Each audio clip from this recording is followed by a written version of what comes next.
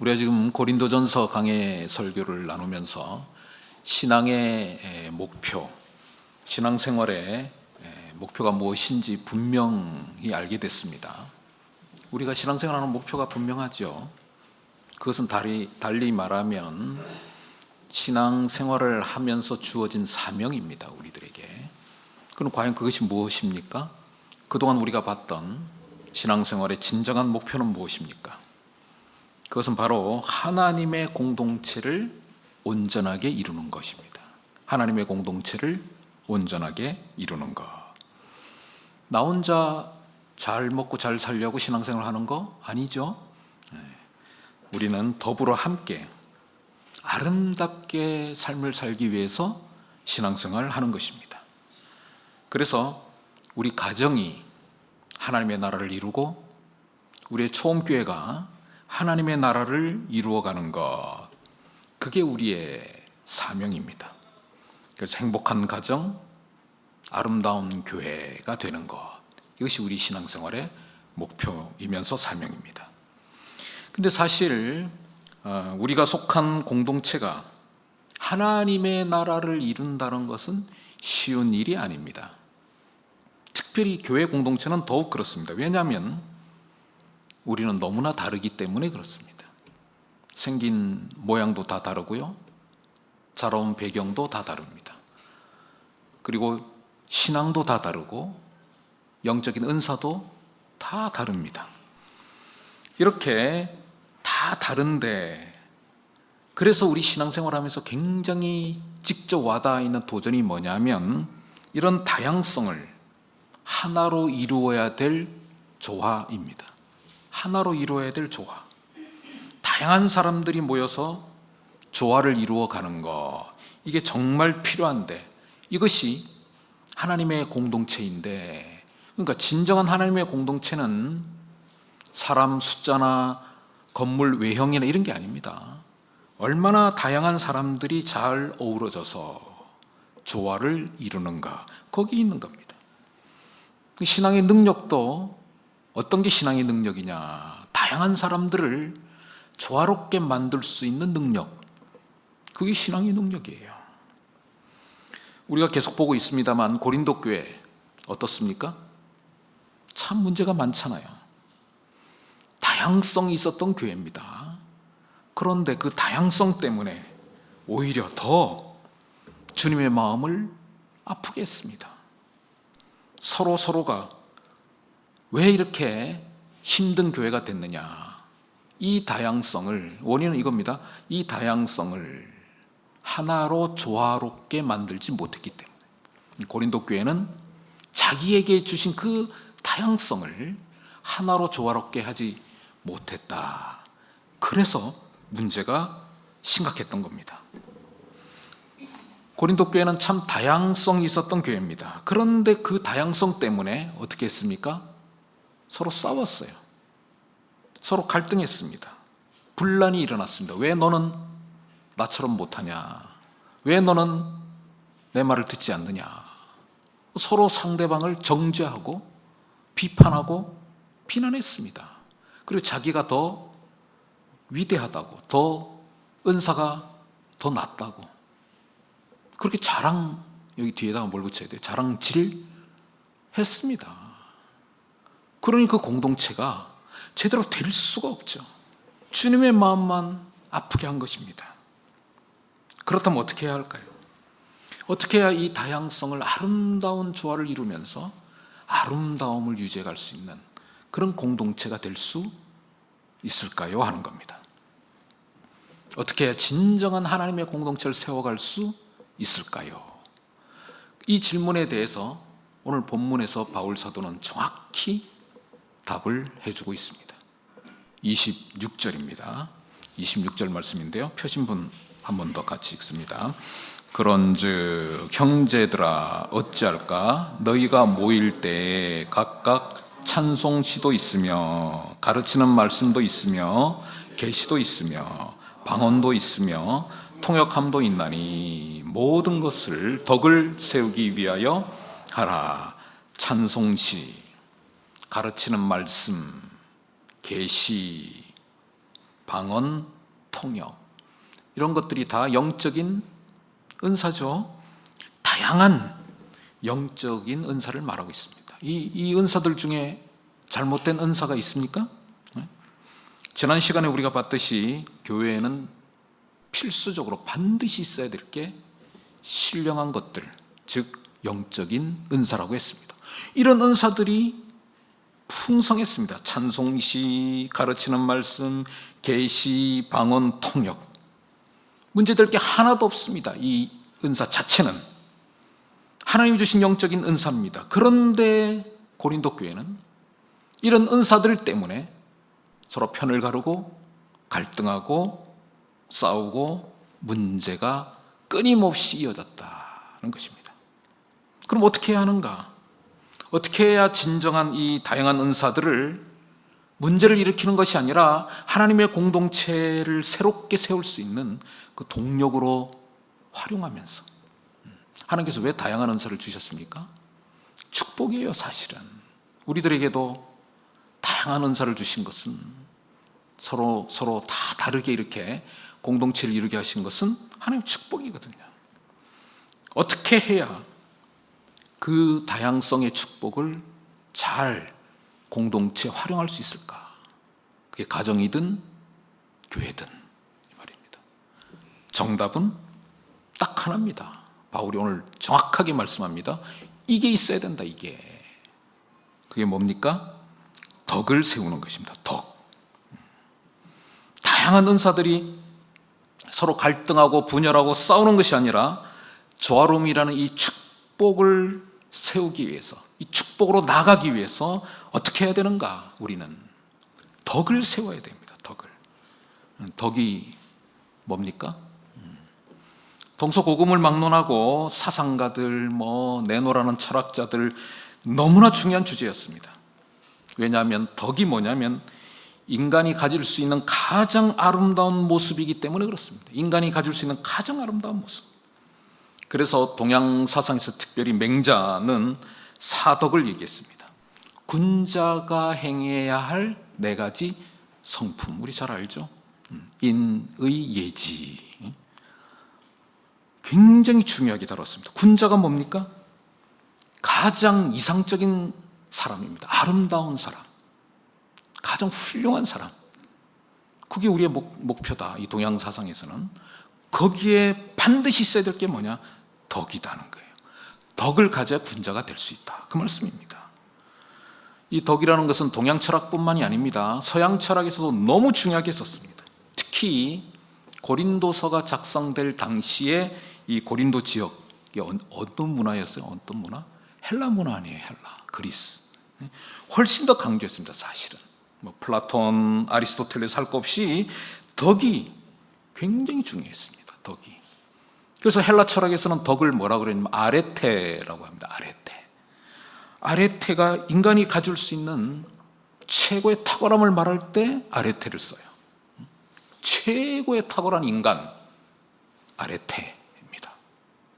그 덕을 세우는 것이 다양성을 하나님의 축복으로 바꾸고 그 공동체 안에 막 일어나고 있는 갈등과 분열을, 그 죄성들을 다 이기는, 그래서 그 다양성을 조화롭게 만드는 아름다움을 결국 세워가는 그 능력이다.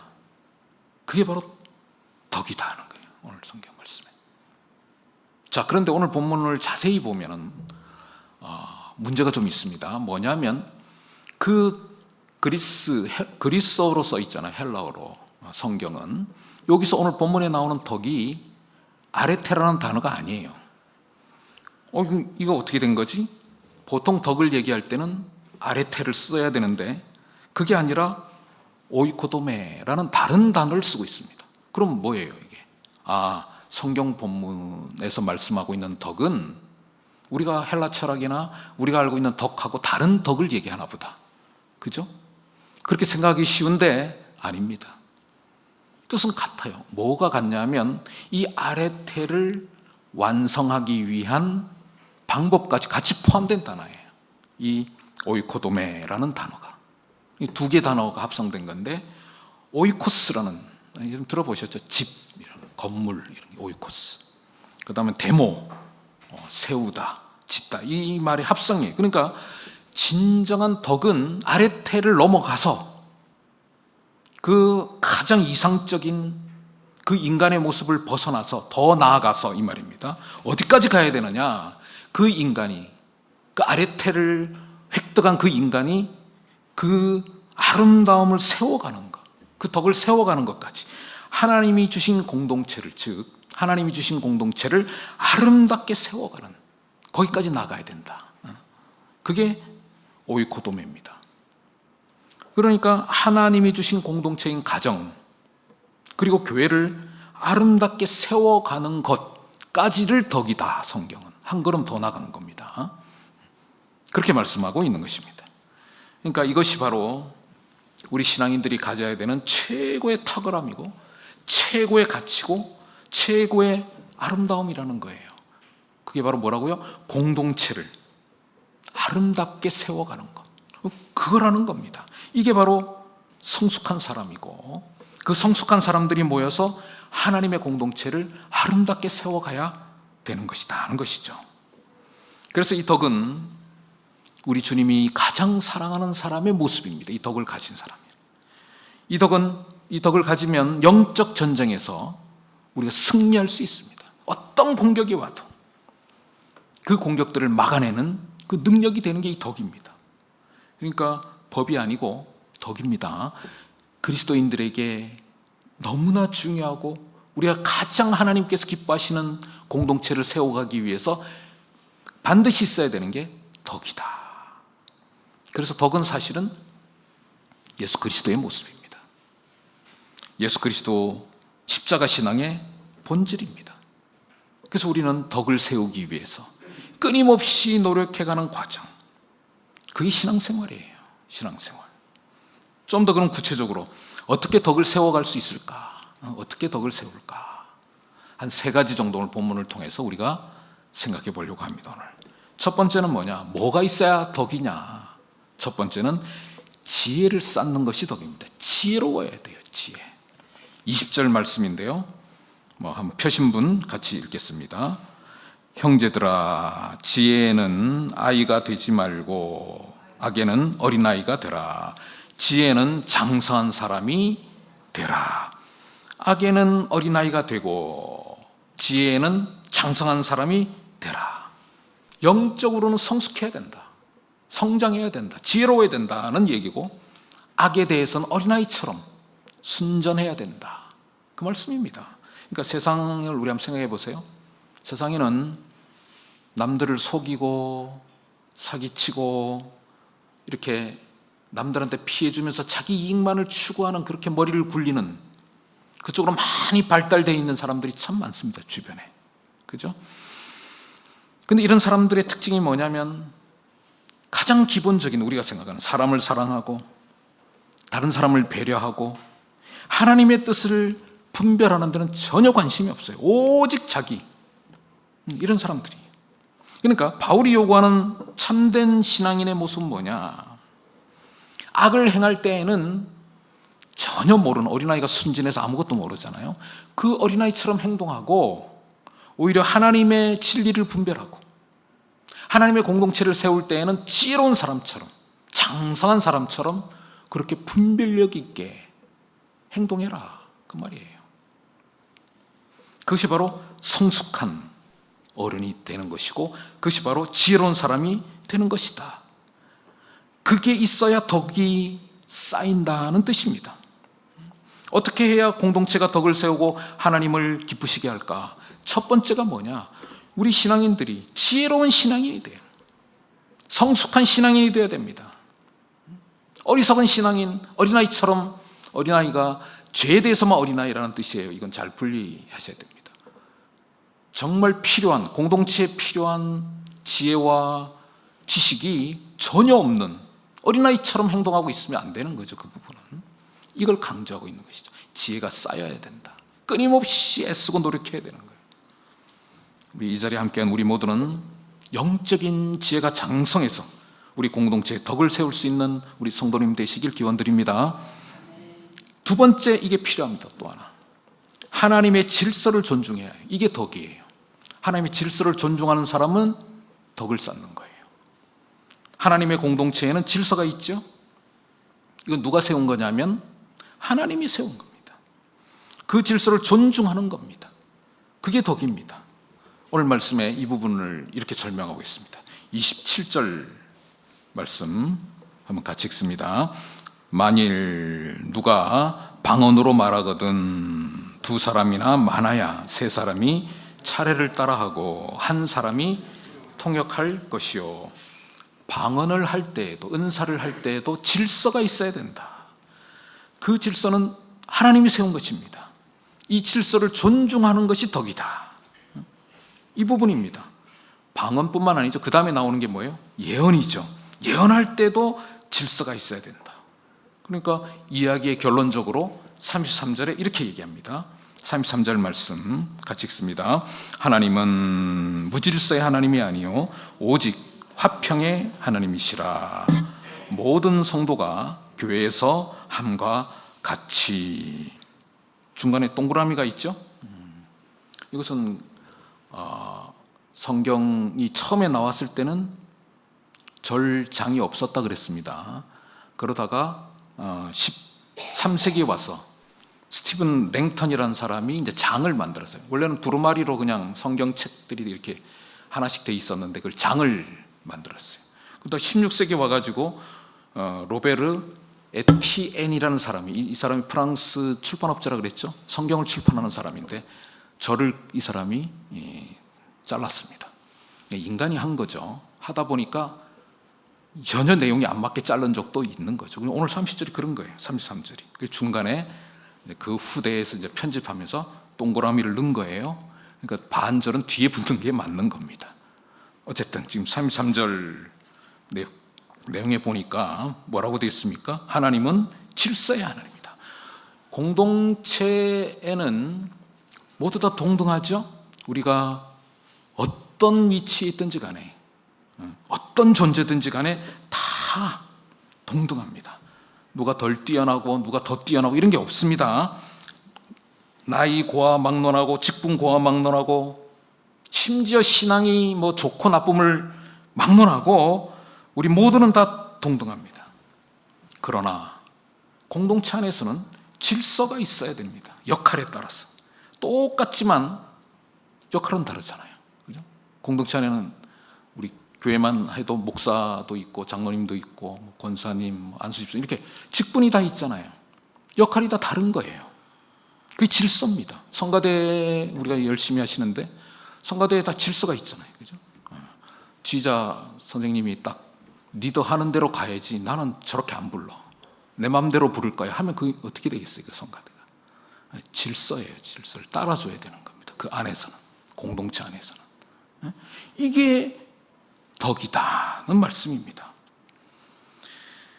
그래서 34절입니다. 이렇게 얘기하고 있습니다. 34절 같이 읽습니다.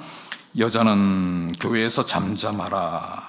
그들에게는 말하는 것을 허락함이 없나니 율법에 이른 것 같이 오직 복종할 것이요.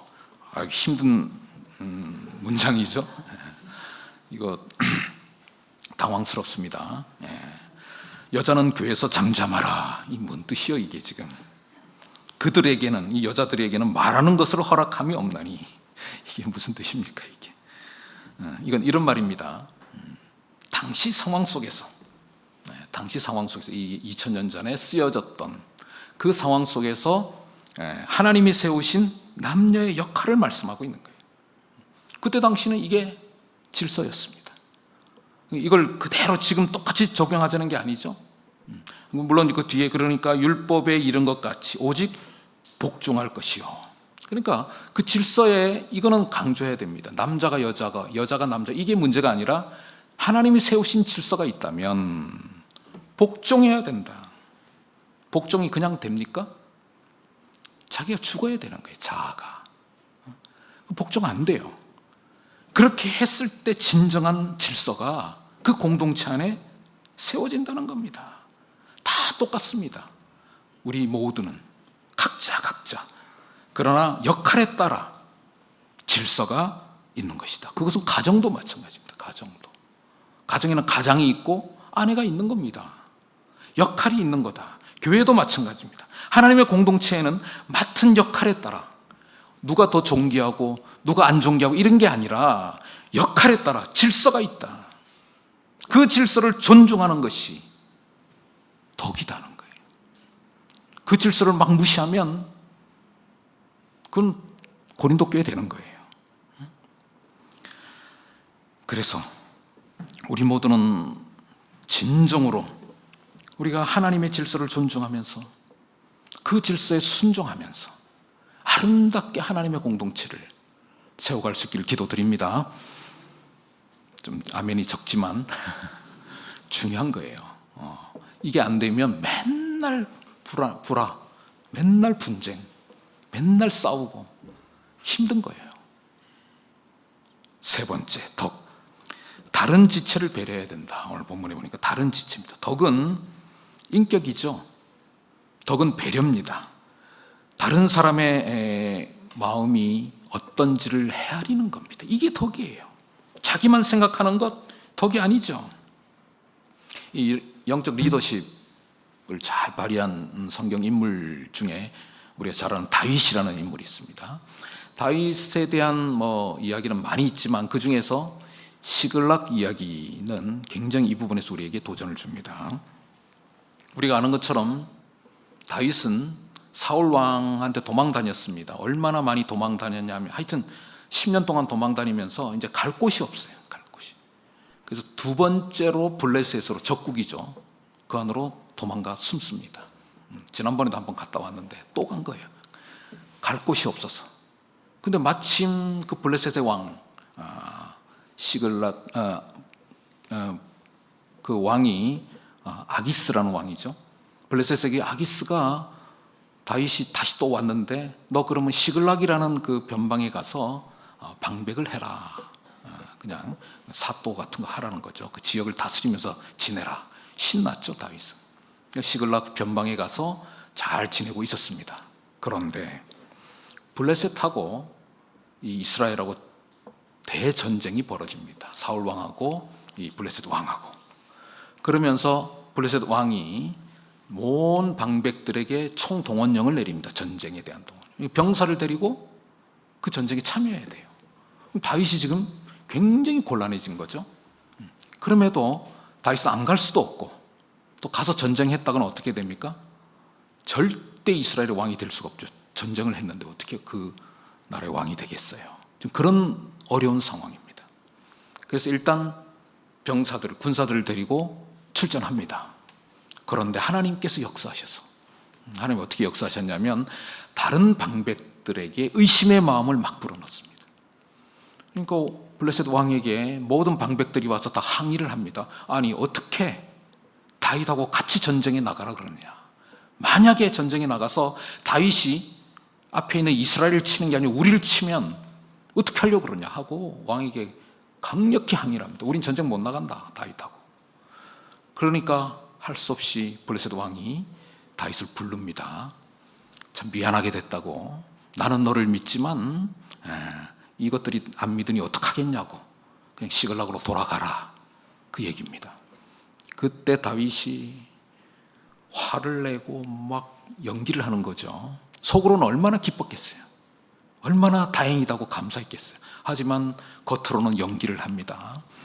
천철지 원수 사울이 내 앞에 있는데 왜 나를 전쟁에서 빼느냐고 항의를 하다가 이제 돌아갑니다. 그래서 시글락에 돌아와 보니 더 큰 문제가 벌어진 거예요. 이미 군사들은 다 전쟁에 나갔기 때문에 거기에 가족들만 있었습니다. 그런데 그 가족들이 아말렉의 공격을 받아가지고 다 끌려간 거예요. 이 상황이 얼마나 심각하냐면 군사들이 다윗에게 돌로 치려고까지 할 정도였습니다. 그러니까 놀란 다윗이 하나님께 부르짖으면서 그 길을 찾는데 병사들에게 얘기합니다. 우리가 지금 빨리 쫓아가면 이 아말렉을 잡을 수 있다. 그때는 도둑대 수준이었으니까 아말렉이. 그래서 빨리 쫓아가자 해서 동료에서 전력을 다해서 추격합니다. 결국 잡았어요. 그리고 무찌르고 가족들을 다 구원합니다. 그리고 그뿐만 아니라 그 도둑떼들이 숨겨놓은 그 많은 잡아놓은 전리품들을 다 왕창 끌고 시글락으로 돌아옵니다. 그런데 거기서 또 문제가 생깁니다. 뭐냐면 추격할 때 처음에 600명이 출발합니다. 군사들이. 근데 너무 전력을 다해 달리다 보니까 한 200명이 낙오했어요. 그 400명들이 와가지고 하는 얘기가 이겁니다. 아니, 전쟁은 우리가 했는데 왜 똑같이 나누려고 그러냐, 다윗에게 강력히 항의를 합니다. 그런데 다윗은 거기서 어떻게 했을까요? 다윗은 어떻게 했을까요?